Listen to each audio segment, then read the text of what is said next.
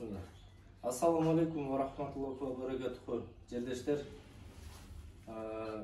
Россиядагы жердештердин чогулткан каражаты алдым мынакей бuyruza тапшыргандыктан жерде общий сом менен 75.318 сом болду. Allah razı olsun. Ташкындык Россиядагы жердештер Баткенге чогултушту. Allah razı olsun. Молодцы. Rahmat. Рахмат. Кыйын да бар. Аманыңыздын аманатына тапшырдык buyruza.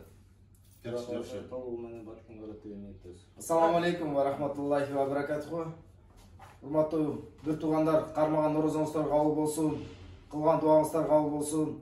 Мына кечеги биринчи күндүн Кадыр түндүн биринчи күнү болду эле. Мынакей бүгүн сиздердин которгон аманат акчаңыздарды алып отурабыз.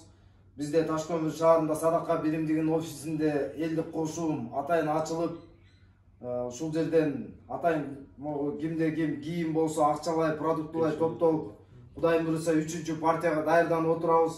Сиздердин жөнөткөн акчаңыздар аманат Кудайым буйруса жеткиргенге аракет кылабыз. Аллах разы болсун. Кимде ким салым кошуп, атайын ушу Баткенде бир туугандарыбызга жардам болсун деп которгон акчаңыздарга эки дүйнө бактылык берген болсун. Аллахым ар бириңиздердин үйүңүздөрдө тынччылык болсун.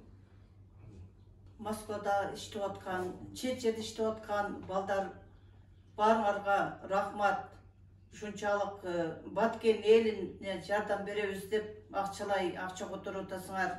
Ташкөмүр эли дагы жөн отурбастан мына бүгүн эртең балдар жолго чыгат. Мына Самат менен Чыңгыз Кудай буйруса 3-чү машинабыз кетип атат.